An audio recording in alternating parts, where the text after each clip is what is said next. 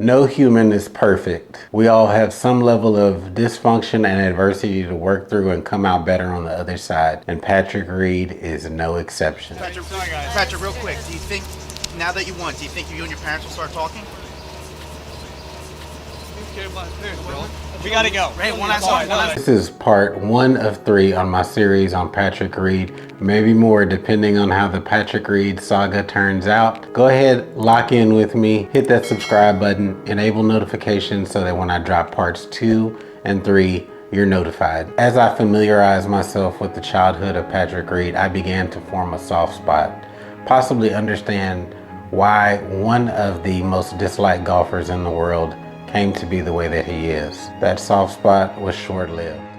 The world through the eyes of Patrick Reed must feel like there's 1,000 daggers coming at him at one time. A world where direct quotes from Patrick are turned into media spin, where he feels like his family is attacking him, and where his questionable rules violations are met with raised hands to the skies and not understanding why people call you a cheater. Glass houses can't be any fun to live in, pun intended. Patrick Reed's 2018 Masters win exposed a family rift that I don't think most of the golf community knew about at that time, but it set off a firestorm of articles and deep dives into a rift that had gone on since 2012 when Patrick Reed got married against his parents' wishes at the age of 22 to Justine Reed. This led to ultimately the family splitting and Patrick Reed cutting all contact off between his family. Despite their attempts to reach out to him through social media and other intermediaries, contact has been null and void. This also exposed the 2014 removal of Bill and Jeanette, Patrick's parents, and his sister Hannah from the 2014 US Open at Pinehurst after Reed spotted them behind a green. Jeanette, Patrick's mother, later stated to the media that Justine, Patrick's wife, was responsible for this removal, feeling threatened. Although this wasn't proven to be credible, the security on site removed the family members. Patrick took to golf at a young age, outdueling many competitors of his similar age. As it flamed out, Patrick continued to practice and compete as hard as ever and became an accomplished youth golfer, winning 2 state championships in high school and 2 college championships at Augusta State. Although his time in college was not without incident, as he began his college career at the University of Georgia in Athens. And damn it, it was a mess. Immediately, Patrick began having problems with his teammates as they stated that he was overconfident and would say inappropriate things to them and just did not know how to mix within the group. This could go back to Patrick's upbringing and intensity as a youth, as he was isolated from friends and normal contact. Rumors are that his father Bill was really on him hard to compete and win at an early age, and this could have stunted his growth socially. It seems like we're still seeing the after effects of that years down the line. It is in these early stages at UGA that we see the first incident of Patrick cheating. And while disputed by Patrick Reed and his team, even threats of a lawsuit and sworn statements from coaches there at UGA, his teammates there said while in a qualifying event, in an incident where Patrick clearly hit the ball into the rough, he walked over to a ball that was closer to the fairway and claimed it. Upon approach, his teammates noticed that this was not his ball, accused him at this time of ill intent. Patrick disputes this, but this is very much on brand with what we've seen from Patrick Reed up to this date. There always tends to be some gray area in how he operates. Not long after this alleged cheating incident, Patrick was linked to a theft where $400, a Scotty Cameron putter, and a watch turned up missing. A couple days later, Patrick pops up with a wad of cash on hand. Again, his teammates already had questions about who he was as a person. He was the #1 culprit. Again, he disputes that he was responsible for this theft. He was already marked with the scarlet letter. This led to 2 drinking incidents and his dismissal from the UGA golf team. Teammates anonymously have pointed to other events, the theft, the rifts with teammates, the cheating as being the reason for his dismissal. His coach stated it was the 2 drinking incidents that ultimately led to his split from UGA.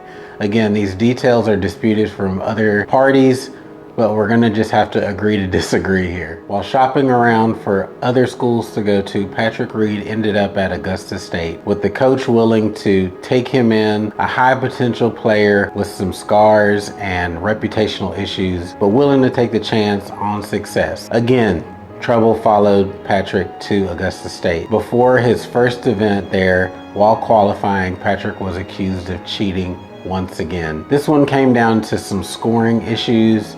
Patrick on one hand saying that he just forgot, while other teammates stated that it was intentional. He had again rubbed his teammates the wrong way from the beginning with his arrogance and just not being socially inept, and just had no tact when speaking to people of his own age. This seemed to counter against how he acted around adults who he endeared himself to and convinced that he was a good guy. So you had teammates and people of his own age that thought one way about Patrick, and adults who held him in a higher favor than most. This cheating led to a suspension of the first two events in Patrick Reed's Augusta State career. So off to another acrimonious start. One of the things that people pointed to was Patrick's early entry into college at UGA. He left school when he was 17, a semester early, to join the golf team.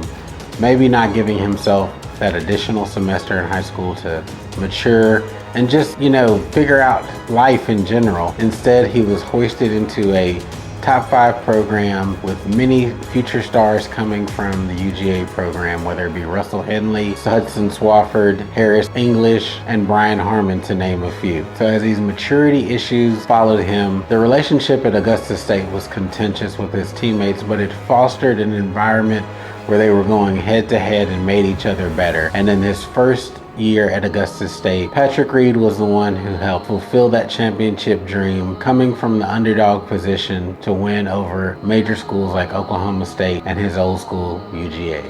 Entering into his second year at Augusta State, nothing had changed with the reputation of Patrick Reed. His teammates still hated him, but he was a damn good golfer.